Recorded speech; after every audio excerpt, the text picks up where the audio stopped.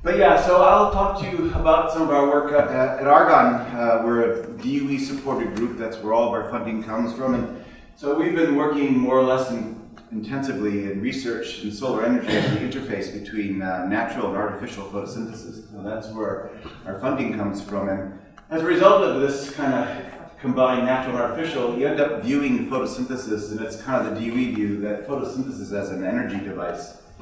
And while it's captivating science and we all start doing photosynthesis because it is so much fun and so interesting, it addresses high priority national needs and international needs in research. And the fundamental science is great, but also there's interest in justifying research if you want to keep funded and trying to apply it to major problems. And so we always are involved in trying to understand, well, how can we what are we learning, how can it transition? And so I'm sure here at PARC we don't have to sell the need for solar energy, but all of us get involved in a little bit as scientists is trying to sell our research for funding.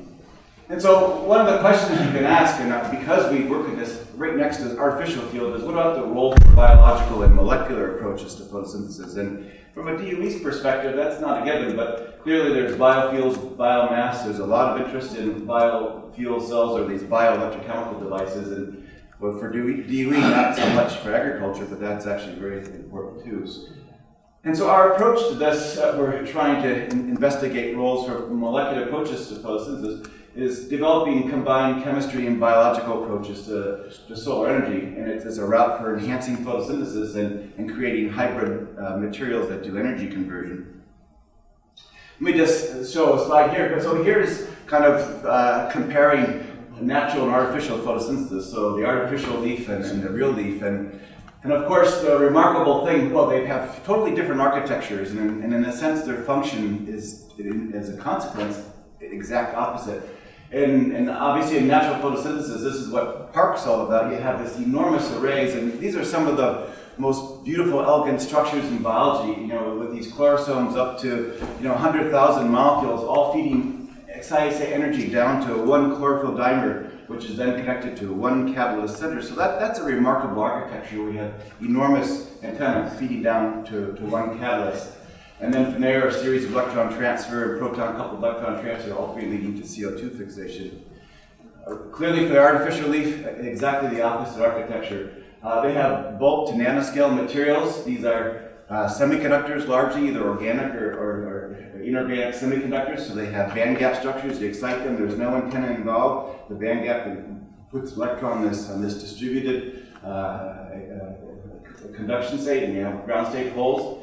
And then on top of this, you layer catalyst layers. So again, there's no design here. You have controlled pathways for excited state electron transfer. Both electron and proton are exquisitely controlled and managed. None of that's happening here. You just slap down a catalyst on top of your PV junction layer. If you have trouble, having holes go where you want, well, you put in a hole blocking layer on one side and an electron blocking layer on the other, and then you're good to go. And it's sort of just slap it together. And remarkably, these things work, and it's kind of a question for us.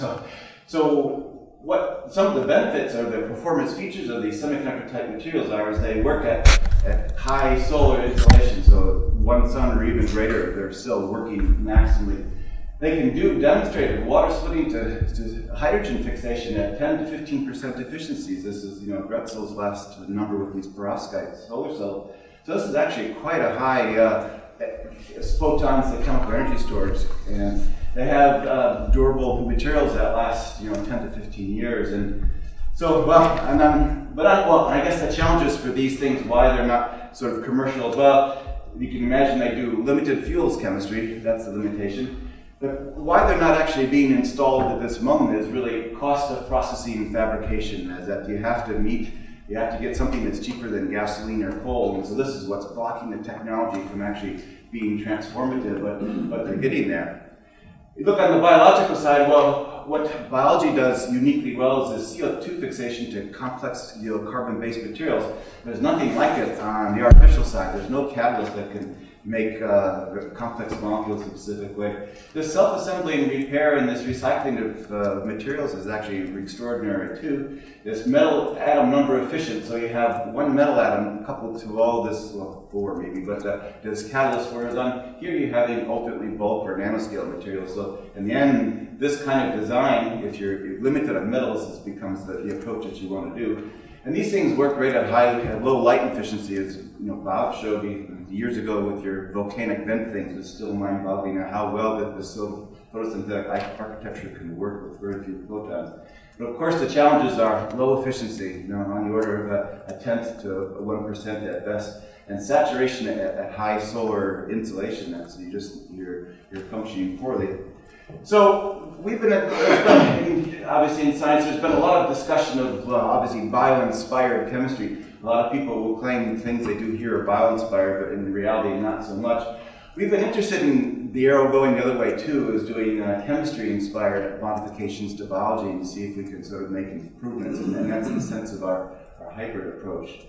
Just going back again, looking at photosynthesis, there's been a lot of reviews on where energy losses occur in photosynthesis, and Bob and I worked together organizing a workshop for DOE on trying, because DOE is interested in this issue of, photosynthesis is an energy device, how and why isn't it working, how can it be improved? And so out of this workshop, it was actually very informative to me to learn is that you can kind of parse out a lot of these limitations in terms of the chemistry. We can look at chlorophyll as a limiting light absorber. It doesn't capture the whole solar spectrum. There's energy losses in the light-driven reactions, and there's kinetic bottlenecks, as I'll come to, in CO2 fixation, and then energy losses in metabolism, and then finally the whole plant biology.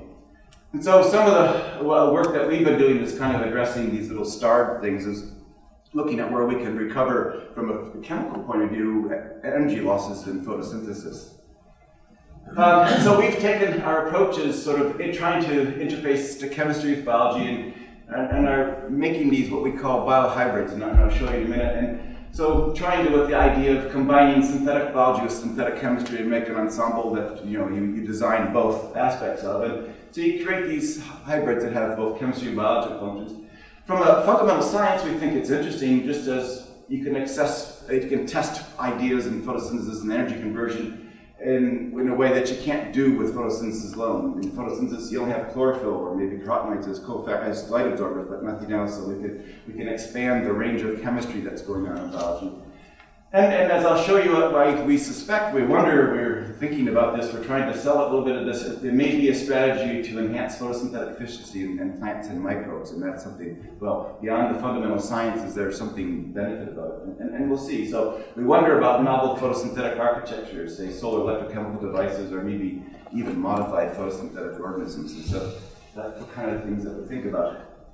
But here's the idea behind improved photosynthesis. This is, I'm sure you're familiar with the Z scheme for photosynthesis and just energy, and looking at this. And you can, from my perspective, it looks like photosystem 2 is working quite well. There's very reasonable overpotentials. Electron transfer energy is recovered with ATP. And where the main energy loss occurs, just on a thermodynamic free energy standpoint, is on photosystem 1. These early acceptors are very reducing, but that energy, almost a 1 volt, almost 1 EV, is lost in going down to NADPH.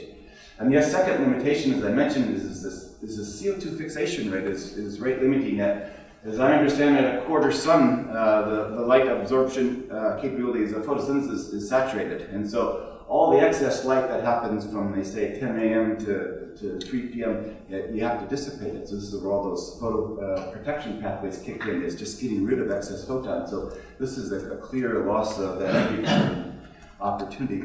So we were wondering, so we have good reducing potentials. Can we add synthetic catalysts and try to create a parallel pathway? Say one that can allow this one to run, but as needed, when there's excess reducing capacity, have these bleed off into another catalyst pathway. Here I show a cobalaxine hydrogen reducing catalyst. It's a very widely studied catalyst in artificial photosynthesis, and it's sort of a test model for doing artificial catalysis inside of PS1, and hydrogen being the simplest reaction, hydrogen reduction being the simplest, proton reduction making hydrogen is the simplest reaction you can think of.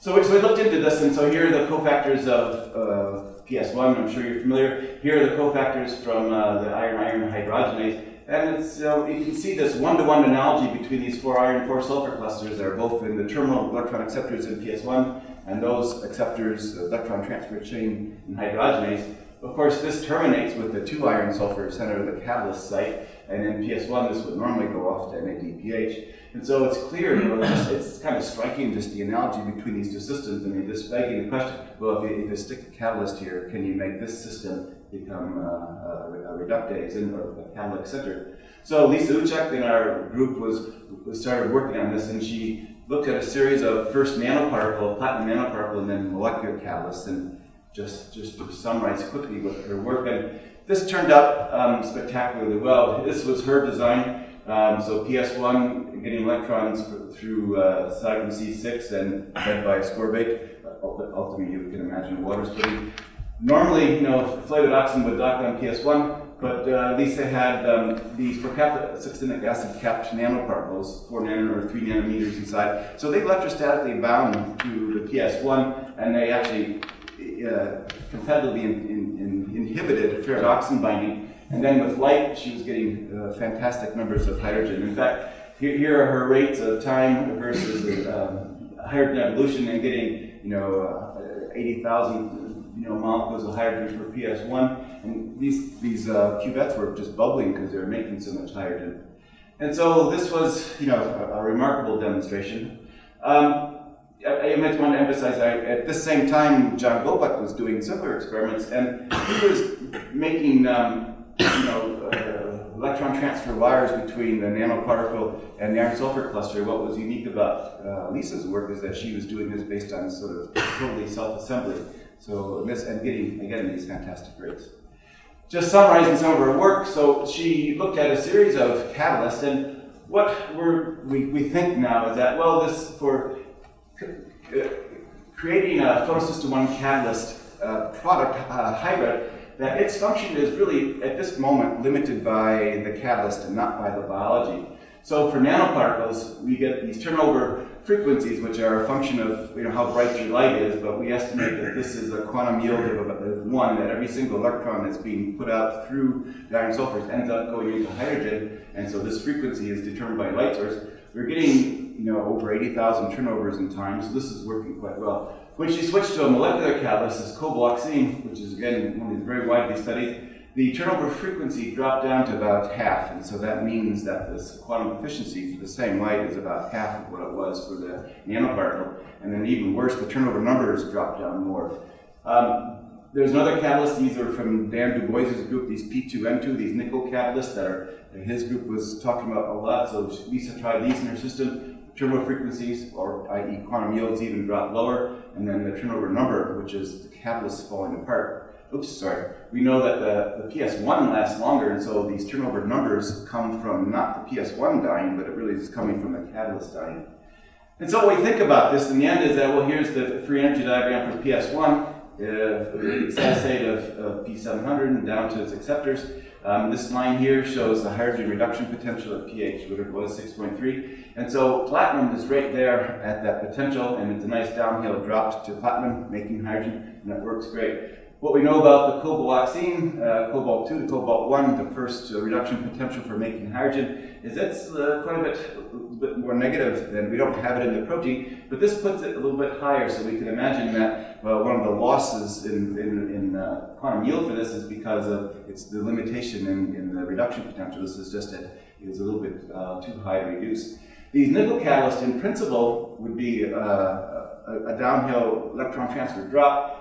But we think that these are limiting because they have a very poor pKa for formation of the hydride. The pKa is on the order of 2. And so the way that the Du Bois group uses these, they're organic solvents with very strong proton donors equivalent to a pKa of 2. And so obviously we can't get to those pHs in this system. So we think that these nickel catalysts are limited by proton transfer and make protonation of a reduced metal to make the hydride, which would be the first step. So again, at this stage, we're limited by catalysts for the system.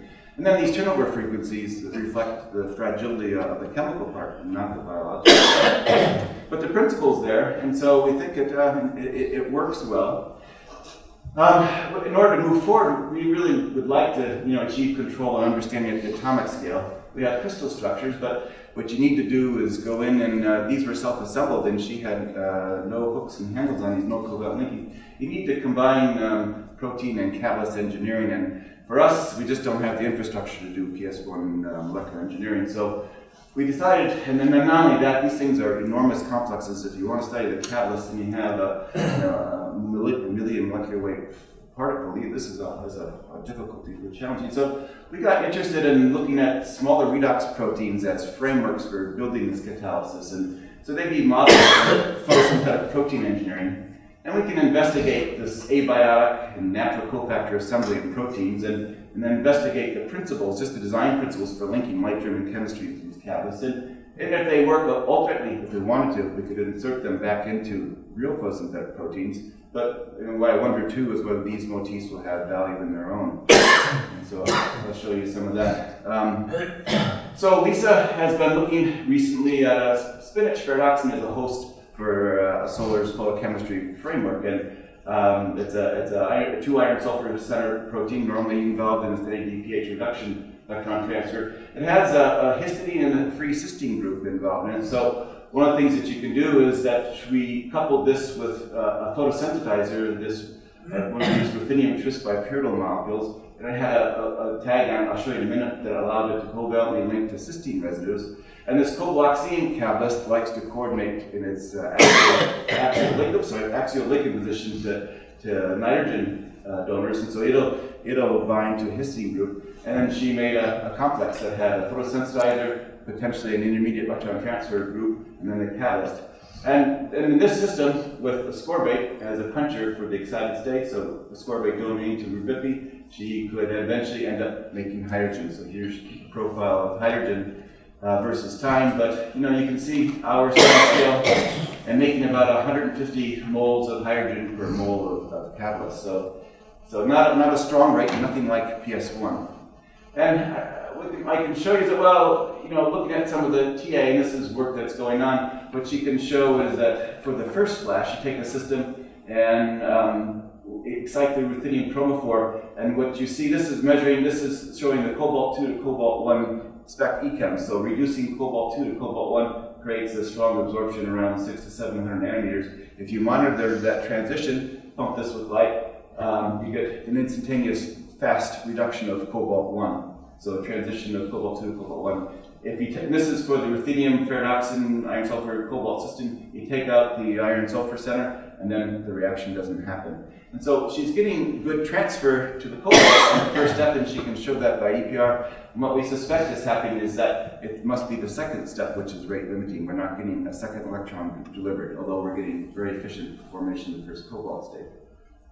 And so that's where we stand now, and so that work is going on. We've been, in parallel to this, developing another system involving multi-heme c-cytochromes as frameworks for solar fuels catalysis. And this came from kind of the idea that there's a whole portfolio of dye-sensitized catalyst architectures out there. Vincent Arturo, maybe you might know, created an assembly book like this, and he published a big splash in the first molecular device for solar catalysis.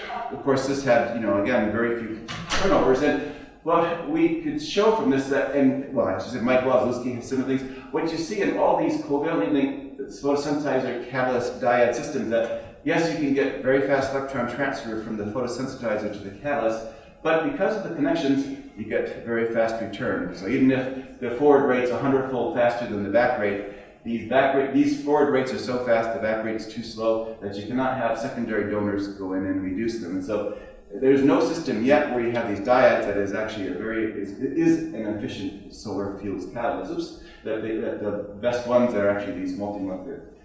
There's ways you can think to solve this problem, but one solution we wondered about is what if we were to take an ensemble like this, photosensor catalyst dyad, and stick it in a framework like this. So these are and I'll show you, these come from G-factor, a multi-heme c-cytochrome. And then you would have these sinks of electrons that could feed very quickly, in principle, electrons into the excited states here, and then give you chances to do multi-electron catalysis. And these are interesting proteins from our point of view, is that if you look at the size, these are, this is 70 amino acids. And this is obviously a molecular model, so drawn to scale, and you can see that this protein is of commensurate size to this thing. So you can start to say, well, these assemblies are kind of close in size, and we can maybe start to mix and match these things. So we have a program going on and trying to address these. And we do this with our collaborators, Raj Pokhari and Marian Schifrin at Argonne. They've been involved in a project, initially started with Derek Lovely, where they had the genome from Geobacter, and they've been expressing in E. coli. They've just sort of searched for all reading frames that have a C-type heme binding sequence and then expressing it in E. coli. And they've gotten out libraries of all sorts of interesting cytochrome structures. They have about 30 structures or so. This is one motif based on the cytochrome C7, so there's 3 hemes, and interestingly you'll see that it will make dimers, that this same fold is kind of connected by little bridges and repeated. And then this same fold gets repeated 4 times, and then this actually is a crystal structure they have. And so you see these things, and just from electron transfer standpoint, these are remarkable structures, and you can see the heme groups buried in them. I show here the Viridis reaction center structure, and this is the crystal structure from well, the Blastochlorus viridis, but so the bacterial chlorophyll, theophyte, and cofactors. But here it has a series of 4 hemes serving as electron donors. This is one of these structures, just the heme cofactors, and obviously the analogy is clear. And you can look at this and say, gee, if I had a photosensitizer catalyst, I could recreate that sort of photochemistry with a synthetic system. So that's what we're trying to do. Interestingly, too, these geobacteria, and we'll come back to that, these things do this kind of bioelectricity. There's large numbers of people. The metabolism of this will connect with electrodes, and normally these things don't use oxygen as the terminal electron acceptor. They use metal oxides. They will grow on electrodes, and so they're involved in large efforts investigating the sort of sense of bioelectricity. And what the source of the bioelectricity are these kind of molecules. These are the current carriers in this device. So we're interested, we'd like to create molecular assemblies that kind of plug into these. So this is what we've been thinking about. So we have these multi-heme c-cytochromes. They can become sinks or sources for solar catalysis. If you had a photosensitizer with a water splitting complex, you could pump 4 electrons in there and maybe create something like a Z-scheme. PS1 or PS2 is the only place we can do that. Or you have a photosensitizer connected to a hydrogen evolving catalyst, and you could pump this multiple times and get hydrogen. Again, these are of a scale where they're comparable sizes, so we can begin to try to think about engineering both. And you can think of all sorts of interesting architectures, so we've been wondering about this. So the question to look at, it's fun to think about, can we actually do it? So we started to explore the strategies for linking these proteins to solar fuels chemistry. So there's a number of ways you might think of putting photosensitizers in these proteins. One is just by molecular recognition surface stocking. So these are highly charged water-soluble proteins with a lot of electrostatic surface properties. You can imagine just using electrostatics to direct the assembly. You can think about covalent tethering to say cysteine groups, and you can build out these dyads just by straight covalent bond formation.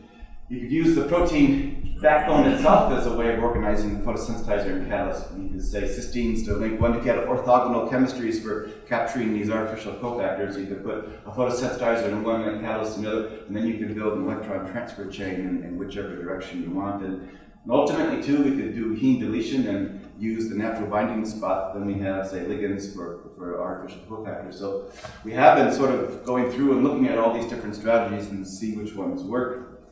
I'll just show you a couple. What's interesting, one is looking at this electrostatic assembly.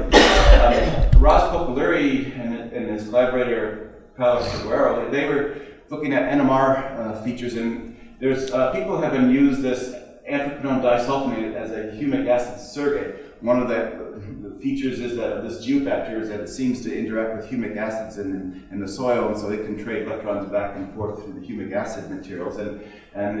And people consider these anthraquinones as sort of surrogates for the humic acid. So they did an experiment. Carlos Seguero, he's an NMR specialist. He's gotten the structures of these cytochrome by NMR.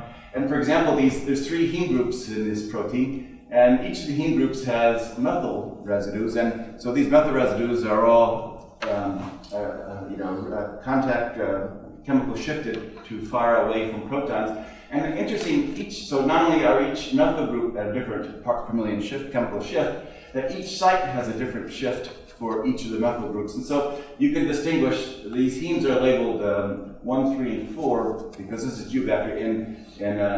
In Schuanella, there's a fourth heme, and then this is the structural homolog. So the number 2 heme we're missing in geobacter, so we have this numbering 1, 3, 4. But you can see each of the methyl group resonances, and then when they bind this sulfonyl anthraquinone to the protein, they see a shift in only one of the heme resonances, this heme 4, and then they could corroborate that by looking at amino acid shifts in NMR, and they could say, okay, well, this is the binding pocket for sulfonyl anthraquinone. This is where electrons enter and eject from this protein. So we use this same strategy then for, this is PPCA is what the protein's called, the cyclin C7, the G product. But so it's a cationic protein, but we use an anionic porphyrin, just a tetrasulfonated porphyrin, and look to say, does it create assemblies? And showing a bit, we do a lot of X-ray scattering in our group, and we could see instantly when we added this sulfonyl anthraquinone, the sulfonated porphyrin to the PPCA, we got increase in the size of our particle. This is a small angle scattering, X-ray scattering pattern, where this intercept here is a measure of the size of your molecular mass. So for a monomer, just the protein by itself has, here normalized to 1. When you add this sulfonyl porphyrin, and then we titrated in, so we ended up with a 5-fold excess of porphyrin. The size of the particle exactly doubled, and then it stayed there. It essentially saturated. And this implies that, well, we were getting multimerization, but it stopped at a dimer, as if there were one surface, and then once you coat that surface, you made a dimer. And it was unusual. We looked at other cationic proteins. So cytochrome C, if we start with a monomer and then titrate in the same way to a 4-fold excess of the sulfonated porphyrin, we got, the assembly started to grow by large amounts, by a factor of 5. And another cationic protein, lysozyme, was even worse. It essentially exploded, and we went to just 4-fold excesses in its size, grew enormously. So adding these porphyrins caused these cationic proteins to aggregate. What was unusual about PPCA, it stopped at 1. And Sasha Kochen, who was a postdoc at the time, now he's at James Madison University, he was doing MD simulations, and he could show that way. In his MD simulations, he would show that, well, porphyrin binds electrostatically, and then it became the nucleating site for other proteins to attach onto it. And so, but curiously, for this PPCA, it just made a dimer. So we got this, but we found that there was the excited state for the zinc porphyrin, or the free base porphyrin. Its quenching was complete and very efficient. And when we did the time-resolved excited state decay of it, it was very fast, so 10 picoseconds, all of the decay. We saw no electron transfer to a charge-separated state. So this strategy for using surface recognition and self-assembly works, but we can't use it for a photosensitizer, because the photosensitizer are getting quenched by the excited states, well, for mechanisms that we don't quite yet know yet. But it could be a target for ground state acceptors. So we tried our other approach for this was to do covalent modification. And when we started this, we weren't sure. I mean, the easiest way to do covalent modification to a protein is to use cysteine linkage. And of course, all c-cytochromes have this heme binding sequence where the heme group is covalently, through its vinyl groups, covalently coupled to these cysteine residues. And so this protein has 3 hemes, so 6 of these domains. And you can imagine, well, are we allowed to put in free cysteines that are in this protein? Will this kind of gum up the folding property? How will this heme recognition, how will it deal with having free cysteines there? So we did a survey of 7 sites, and we included in that survey putting mutations inside the heme binding domain and also adjacent to it. And remarkably, all these mutants expressed, and we were able to covalently link all these mutants with ruthenium, and all of them did electron transfer. So it looks like we have free reign to stick cysteines in this wherever we want. And so we did this and looked at some of their transient absorbance, and here just shows, for example, in one of the mutants, giving the result of using a laser flash to excite the ruthenium photosensitizer, and here's a transient absorption spectrum showing clearly the heme reduction signature occurring on the picosecond time scale. And here you can show, here's the TA, and you can either start with the hemes in the oxidized state, give them a flash, and then they go reduced and back oxidized, or you can start with the hemes in the reduced state, give them a flash, then they go oxidized. And so these proteins then do this bidirectional electron transfer. They can use them as sources or sinks for electrons. And so we looked at our set of 5 newtons, and we saw that electron transfer span, on the order of 4 orders of magnitude of time, going from picoseconds out to sub-microseconds, and roughly the kinetics kind of track the position of where we put the label. And I'll just talk a little bit about these 2 fastest ones. So this is the fastest one that we saw. So we see this is measuring the rise of the heme 550 absorption, and we see this rising with on the order of a 6 picosecond lifetime. So a very fast reduction, then goes back reoxidized, so charge recombination following that. I'll show you this in a couple more slides later. This is a transient for the hemes that aren't, I'll show you the ruthenium overlaps with the heme absorption. So this is the excited state of a porphyrin decaying back to ground state. And we're trying to pick out on the background of this whether we can see the ruthenium. And so I'm not so sure we can. But the main point is that we're seeing this, this heme reduction going on at 6 picoseconds. So these are the 2 fastest, and so Sasha did this extensive molecular dynamic simulation. These were all atoms simulations using the best force fields. And Sasha is a great guy. He came from Colin Rate's group and was involved in that Beckman Institute down there. And I don't know, and he's really spectacular. And this shows as the results of some of his runs. So he would set up the molecular dynamic simulations, and he ran each of these as the result. Well, is say 3 runs, and let them go for on the order of 10 nanoseconds at equilibrium, and just watching then the fluctuations in these proteins. And here he's tracking the distance between the ruthenium chromophore and its closest ligand atom to the atom on the porphyrin. So this is for heme 1, this is for heme 3, and this is for heme 4. So these are the distances between the ruthenium to hemes for this 1 mutation, and this is our fastest one. And you can see the closest heme is on average they're on the order of maybe 6 or 7 angstroms apart. The one that's about a factor of a 10 or so, 30 slower, actually has a closer distance than the one. And so we were interested in looking at these structures. And so here's a little more detail of the structural models. The fastest rate, this is where it positions the ruthenium group. This is the cysteine sulfur atom. And it's right adjacent to the cysteine that's linked to this heme 1.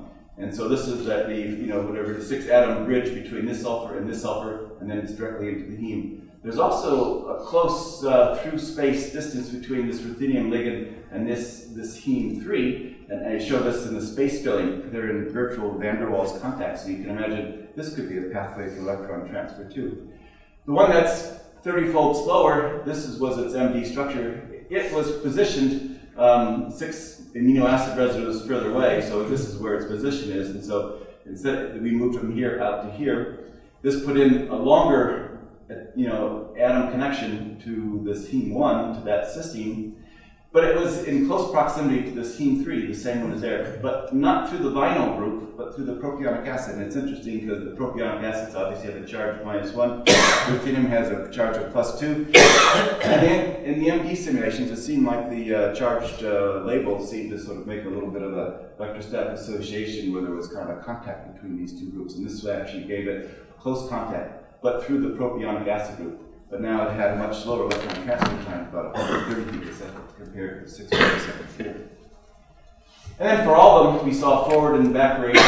We could start with hemes reduced, watch them go forward. We go do charge separation, charge recovery. So this is starting on this side, so you start with heme oxidized, excite to state, create the excited state, get forward charge separation to the heme reduced iron 2, and then watch it come back and charge recombination. Or we can start the hemes with the hemes reduced, create the excited state, then we get electron transfer, going the opposite direction, oxidizing the heme, charge separated, and charge recovery, and then do that for all 5 mutants. And you can then plot this as we have now. We know what the free energies are, we know what the rates are, so we can make a Marcus plot. And these things nicely follow Marcus free energy relationships in essentially all cases. These are our 2 fastest ones. It's kind of a side thing. There's only one exception. Is for all 5 newtons, this charge recovery from this state here falls off the Marcus relation. And what we think about that is if you were to is suggesting that electron transfer parameters are different for this reaction than it is for all the others, and it's as if there's a conformational change. And so what we think about that is maybe there's a Bohr proton function with these proteins, so we think it might be related to that. But so we think we have a good understanding of electron transfer. It's following Marcus behavior. We know what the reorganization energy is. We can trace this to structure.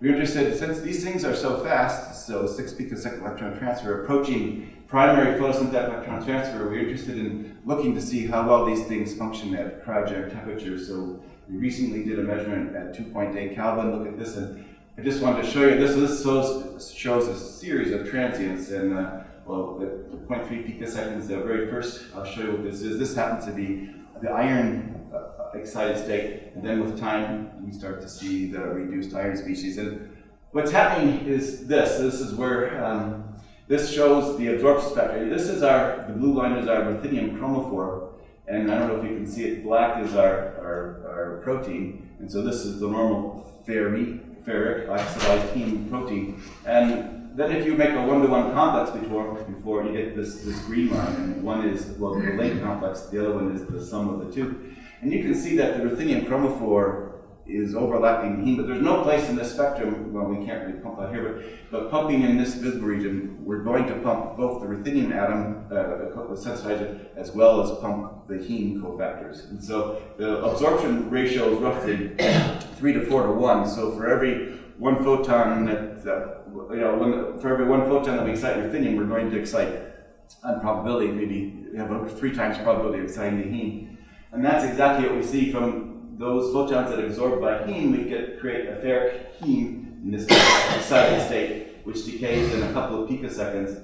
And when the initial photon is absorbed by the rubific chromophore, then we see the heme reduction that proceeds from that. And so for us, rubific has its drawbacks, and there's a need for better light harvesting. So this is a little bit of a plug for PARC. So if you ever need, but yeah, for light harvesting is good. We really need to move these things out. But this shows, for example, the excitation pattern for just the hemes themselves decaying with about a 2 picosecond timescale. We now have ruthenium linked to it, and then, oops, I'm sorry, where did I go? Yeah, then we get the same photochemistry from just pure hemes, but in addition we get the ruthenium-driven photochemistry to reducing the hemes for when the photon was absorbed by the ruthenium. So interesting, so this, going now back to the story though, for low temperature electron transfer, so we can see for this reduction of the hemes, it's going at about 10 picoseconds at 2.8 Kelvin, and then our other length was next to propionic acid, it's going at about 115 picoseconds. So again, there's not much change from root temperature, so this is essentially activation of electron transfer. It's kind of remarkable to see that we're getting such efficient low temperature electron transfer. What's even, is it in this slide? Yeah, okay. What's interesting to see is that the products from photochemistry, this is looking at the transient spectrum of ruthenium-2 oxidized heme going to reduced heme following a flash, and of course we create the oxide ruthenium. In the case of the fastest mutant, this K29, this is the final spectrum that we see, and you can see it kind of has, we'll see again on the other side, 2 peaks, one here at 549, then there's a shoulder, and then it dies down. This red spectrum is coming from the other heme next to the propionic acids, and then we just see a single peak. And if you take the difference between the two, you see that there's an extra heme absorption underneath this K29. So what it's telling us, or what we think it's telling us, is that there's giving a flash from ruthenium, that electron has 2 pathways it can go. It either can reduce one heme to 554 absorption, we're calling it heme 3, or it can reduce a different heme, we're calling it at 549. In the case of this A23, it only has one choice. It reduces just the 554 heme. And just showing a little picture of it, this is showing that the 554 heme, the red one, actually rises a little bit quicker. You can see at early stages of the spectrum, it's more prominent. And then the blue absorbing heme rises in later, again showing that there's 2 different pieces. So where is this coming from? Here are the cofactor geometry in our dyads. Here's ruthenium chromophore. I talked about this. Well, there's this near van der Waals contact between this ruthenium cofactor and this heme 3. And then there's this through bond pathway to this heme 1. And it's actually a little bit, oops. Did I do this? What I wanted to emphasize here was that this is the vinyl group connection, that this van der Waals contact that I'm illustrating here, it's through this vinyl group, and so, the conjugated pathway to the porphyrin will become important in a minute. But you can also see this heme 1 in its space filling model is also closely associated with this position for ruthenium linking, while having a short through bond path, but also a short through space path. Comparing this to our slower mutant, which is on the order of 10 times slower, this is now making a very close contact through the propionic acid group. And so what we think is that, this excited state has two directions it can go. It can go 11 picoseconds to this heme through the heme vinyl group, which is maybe a preferred pathway, and then a slower pathway that's on the order of 14 picoseconds to this heme, either going through space or through bonding. In this geometry, this assembly only has one choice. Apparently this distance is too far, this through bond pathway is too far, so we're not seeing this heme go reduce. Well, we are seeing this one go. And it's interesting, this one's going 10 times slower than that, and it's making a very close contact with the propionic acid group, which is saturated. So you begin to see, we can understand a little bit about pathways for electron transfer into these things. So we think this is cool. We found hotspots for electron transfer in these proteins. I called it bifurcated, but maybe I should be careful after talking about it this morning, but this excited state can go in two directions. It's fast activationless, and it's comparable to primary reaction center photochemistry. So we're sort of on the start of making artificial reaction centers with this. The next step for us, and this is what we're working on, and it involves chemistry, and this seems to be the holding block. But again, there's all these dyads out there. Karen Mulford in our group has been making these things with ruthenium and cobalt, and they do very fast electron transfer to cobalt, but then it comes flying back and you can't do hydrogen. Well, now we know a location where we can donate in with 6 picoseconds and outcompete these fast back reactions, so we're trying to get these things. And similarly, Mike Wozalewski has chromophores that have water splitting catalysts that will do rapid electron transfer and get a charge separated state. And these things only do one electron transfer, they don't do water splitting, so they come back in 20 nanoseconds. So again, we have locations where we can grab those electrons and allow the system to recharge itself. And so this is one of the directions we're going.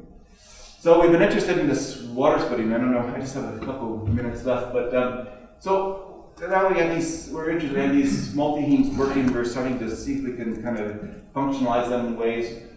One of the targets we're interested in is water splitting, because this is a 4-electron event, and we really only have PS2 where we can do this S-state stepping with laser for one single flash. We'd like to follow water splitting, 1 electron at a time, and you can do that in PS1, but it's in a giant complex, and we'd like to broaden the domain where we look at water oxidation chemistry and different kinds of catalysts, but we need systems we can flash activate and do 4 electron transfer steps. And so we're wondering, can we do it with something like this? So we've been involved a little bit in water splitting for a number of years, and so we got involved just because of our X-ray background, and just as a way of background, Dan Nocera, at least in the artificial photosynthesis community, made a very big splash in 2008 in creating this device, which is he called an artificial leaf, and it's the triple cell silicon semiconductor with this cobalt water oxidation catalyst. And when Dan was talking about this, he made all these arguments that these are amorphous oxides, so kind of a material, so not crystalline, but amorphous, which made them hard to study. But he was arguing that these are interesting as biomimetic catalysts, and that possibly the chemistry underlying these amorphous oxides is similar to the photosystem too. And I think he's right. He talked about the self-assembly and repair, because that's what was going on in his cobalt oxide films, and these are cobalt, so first row transition metals right next to manganese. They're efficient, they have low over potential, they're fast, they work at neutral pH, so everything looks like PS2. And then some of their function and their proton, their base functions come from this oxyanions that are associated with the cluster, so it's analogous to the protein site in PS2. And this was what we knew about structure, what Dan was talking about as well. This comes from XF, so this is X-ray absorption fine structure. And in an XF pattern, you get information on structures of the metals in the first, maybe second coordination sphere. So this is XS patterns. We get the very first cobalt to oxygen, first shell ligand, and here's a second peak, which comes from a cobalt distance split across the Diamine-oxo, so that's in a cluster. So in order to see this peak, we have a cluster that's composed of a Diamine-oxo. And Dan was so convinced, here's the XFs for the PS2, the manganese oxide complex, and I remember him talking about this. He was so convinced that that eventually Bob, he said the specific Blankenship was going to find in one of his microbes that it has a cobalt water splitting chemical. He was predicting this. And then I think he gave up. But he was so convinced that the chemistry of this cobalt was analogous to PS2 that you were going to find one someday. You know? So, but we were involved in this X-ray work with scattering, and we've been doing this for a number of years and looking at everything from nanoparticles to micelles and everything in between. And you can imagine if all these objects are similar size, the way they differ is on their internal structure. So this is highly crystalline, and this is essentially liquid inside and proteins, and this is John Lindsay's porphyrin ring, but there's somewhat in between. So we've been involved in understanding how we can use X-rays to probe internal structures in these kind of particles in non-crystalline media. What we ended up doing recently is extending this technique to sort of very high resolution. This is something called high energy X-ray scattering, using these very strong X-rays. So, so normal, with a rotating atom with K alpha with 8 keV. So this is 10 times 60, 90 keV. What this allows us to do is get to very high Q, very high scattering angle, and get information on. And this means that we get very high precision. So we get essentially the same spatial resolution as you get as in the XF pattern, but now it's all atoms. So here I'm comparing an XF pattern from Dan's group or Yashandra's group. So this is their first shell cobalt oxygen, their cobalt-cobalt distance. This is what we get from this all atom scattering to high angle, doing pair distribution function transform. And then you can see we get the first shell, second shell, cobalt-cobalt. And then we get all this other new information, which is telling us information about the size of the cluster. So we've been involved in that, and so this was showing Dan's catalyst, and it shows how you can do the modeling. So the black is our data, and the red is a calculated curve from a crystal structure. You take the mineral structure, and then we were taking pieces of these cobalt oxides and cutting and adding things. And this is the one that we got to be the closest that would fit in red. You can see if we started to add even one more cobalt atom, we started to get pair correlations out here that were too strong. And if we took one away, we didn't have them strong enough. So we ended up with this 13 cobalt atom complex. We said, oh, this is a representation of what the domain structure is in this amorphous oxide. And it was interesting, there were some peaks like this G and C, which the model had peaks and we didn't see it in the data, so this was a strong peak. And you can go back to the structure, and where they come from is like a cobalt to oxygen distance. This is that C peak, and they're in the lattice, but there's also some of the C distance that occurs at the terminus. And same with this G, there's a little bit longer spacing of a cobalt to oxygen, but then this G repeats itself interacting with the terminal oxygen. So, well, what would we do? What can we do to the structure to make it fit? And well, if you distort these terminal oxygen atoms, you can get quite a good fit to this data. So now these peaks now coincide. So this is an example of how you can use this pair distribution function to sort of get information on structures of these oxo clusters. And so we were saying, okay, we have distorted terminal oxygens in this assembly.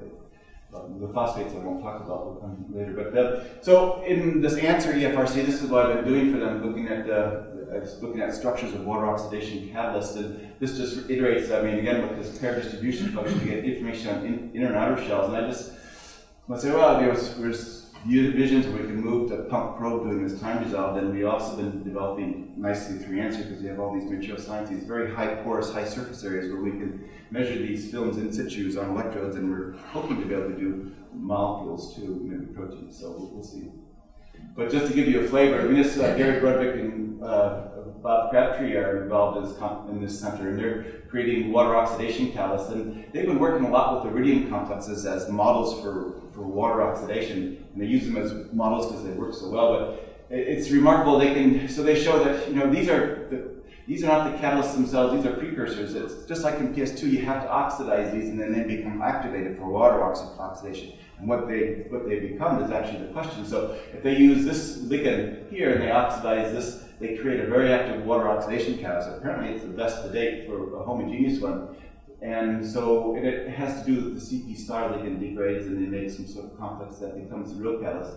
They can take this ligand without that one. When they oxidize it, it precipitates on the electrode, and they make this film. It's kind of like the Nasser catalyst.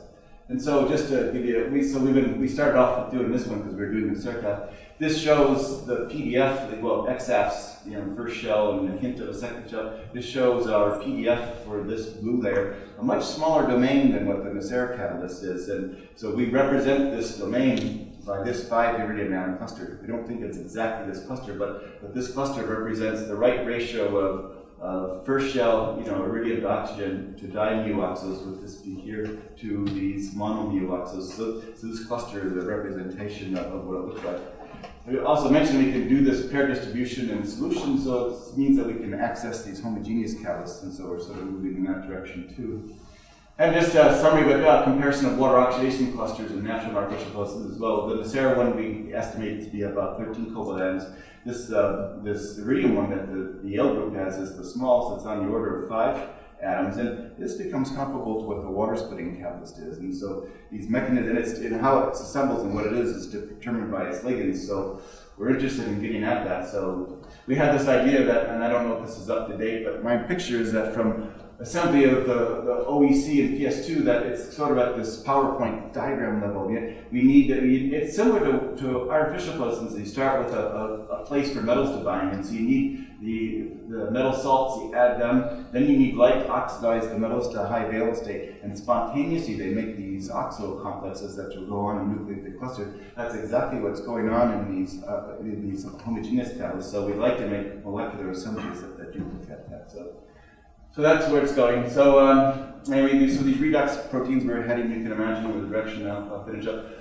But one of the things we wonder about is coupling to electricity. I mentioned G-vector is a bioelectric bug, and so this is where these PTCA molecules sit. There's also multi-hemes that sit on the surface. We can imagine, well, if we can create chromophores that attack these, we could potentially make a G-vector a photosynthetic microbe, and especially if you were to attack these things, add things from the outside, why not? We could sort of light activate these proteins, and then we'd have a photosynthetic organism.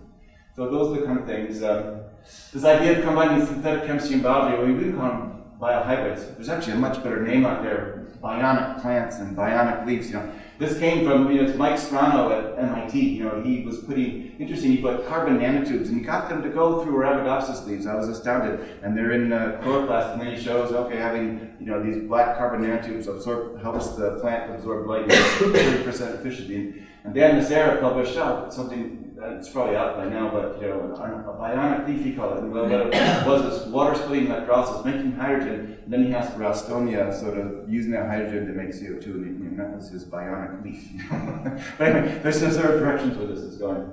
And I wasn't going to show this last slide. I was trying to think, because I know that Bob has a similar slide in his talks, and I know the picture I got from Gary Bredvik. But because I'm always in these conferences where you sort of dealing with these artificial photosynthesis, and I just spent 2 days at the answer, and everything was all things perovskites, and then they're going to do all this stuff. And so what's more robust is natural artificial photosynthesis. So I show this slide. And this really shows, I think, in a sense, it is the story of biology. It does survive in the end, and it will beat the silicon if you get along. Oh, let me just spill my credit. So this is our group. So these are, these are the PIs. Lynn Chen, some of you might know, she's an ultra-fast X-ray person. Oleg Glukov is does EPR spectroscopy. He's done a lot too on these PTCA. They didn't talk. But here's Lisa Luchek, who was making her PS1 hybrids, and Karen Mulford is a synthetic person making the assemblies for us in the ruthenium complexes. And these were some of the postdocs that were involved in the work. Now I'll stop here.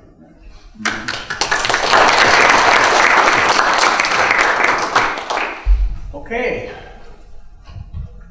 Questions for Dave? And do we have any online questions? I guess not yet. Okay.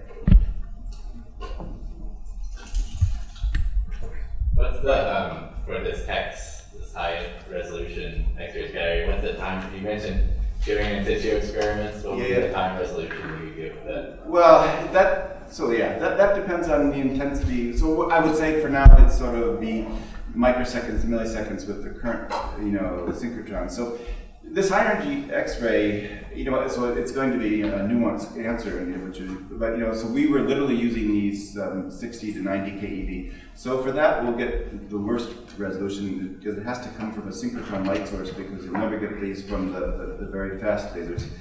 But it's limited by, we need acquisition times on the order of, say, 5-10 minutes to get, a pattern like that. So however you chop your pulse up, you know what I mean? So it's a question of, if we could run experiments light activated at, at that full time the current synchrotron has 100 picosecond time resolution. So if we could use every single pulse in that ring in time related, but that, the pulses are distributed in the ring in a 5 megahertz, pattern. So we would have to have a laser firing to make that full use of the ring. So now if we clock that down to a kilohertz rep rate instead of megahertz, now we get lost a factor of 1,000. And so now you get the same sort of noise. We have to go not for 5 minutes but for 5,000 minutes. So it's a question of how much time resolution.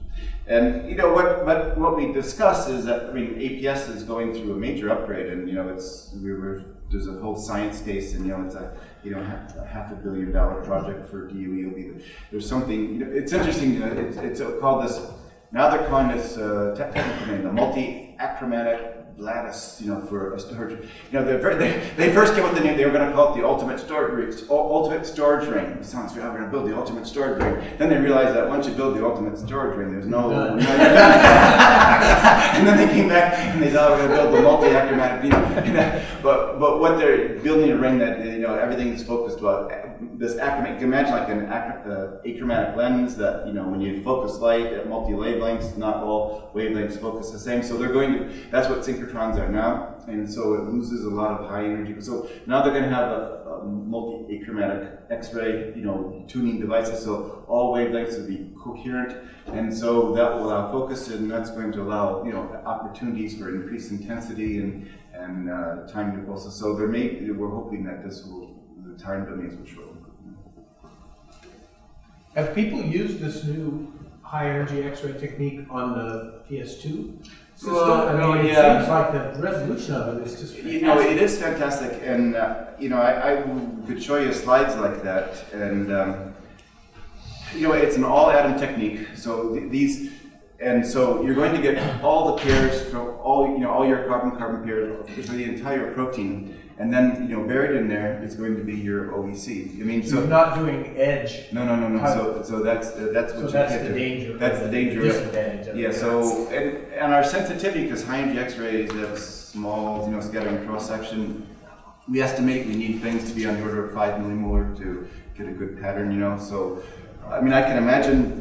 It's all about background seduction. So when we do solution things, we're in a similar situation but we find that we need to have things on the order of 5 millimolar just to be able to subtract off. You can imagine water is 55 millimolar. It's 55 molar, and if we had, so this sort of 10,000 to 1 is about what we can subtract off and still recover it. And so what we would need to do for a protein, and I wonder we'd have to have essentially a solvent, which is protein, and nothing else. Where we need factors of this 0.1%. And so I can imagine we wonder about this if we had a protein sludge. With this little solvent. So then maybe we could do it. But we haven't tried. We need to do a difference. Yes, there isn't any higher edge. No, it's on the edge because going from the 1S. But these aren't edges. These are just. This is what the difference is between XFs, which is you're scattering off the edge. There is something called anomalous scattering, which you could do, and then you could tune across the edge, and that, in principle, works. And then you give up on, because the energy is different. You give up on Q. So there's things you could do, but it's not an easy question. Good. Oh, come on, guys. I have a few more questions. Maybe I'll ask one more. People are still not able to formulate a question. Yeah. These cytochromes, what are the redox potentials of these hemes? Are these the low potential ones? Or? Yeah, and I don't, yeah, I have a good, there's Carlos. Tune those, or, yeah, Marilyn Gunner was interested in that, and she was saying that, oh yeah, I mean, people like Marilyn believe that they know how to tune these things, right? So she was interested in doing just that, to say, she was going to have her guys do that and try to make a electron transfer, free energy cascade, because one of the things I didn't point out is that we had these multi-hemes, and we didn't see any evidence for, say, electron injection and for it to walk away. I mean, it looked like everything was electron injection and came right back. We didn't, we would have hoped because that had gone in and then sort of drifted off to the other hemes and then come back. And so it seems as though either the hopping time between hemes is long compared to the lifetimes, but some of our lifetimes went out to 1/10 of a nanosecond, or it means that they're distributed, and everything is coming back. And what the answer is, I don't know, And so the hemes in this particular cytochrome, they span from minus 115 millivolts to minus 150. So when you do the redox titration, it's sort of this is by fitting a Nernst curve. So you don't, they're close enough, they're within 60 millivolts, and there's 3 hemes, so you get sort of a broad Nernst type curve, and you can model it with 3 different hemes. And so this particular group has those potentials. And as you might know, the hemes that are on the outer membrane protein, they're up to, the multi-heme cytochromes, they have domains that have up to 10 or 12, and those span from minus 0.4 to minus 50. So there's a broad range, and in some ways, so that's kind of the span that the c-cytochromes can be tuned, and so how it's happening, people like Marilyn would tell you that you could do it. Or so maybe you could engineer those potentials.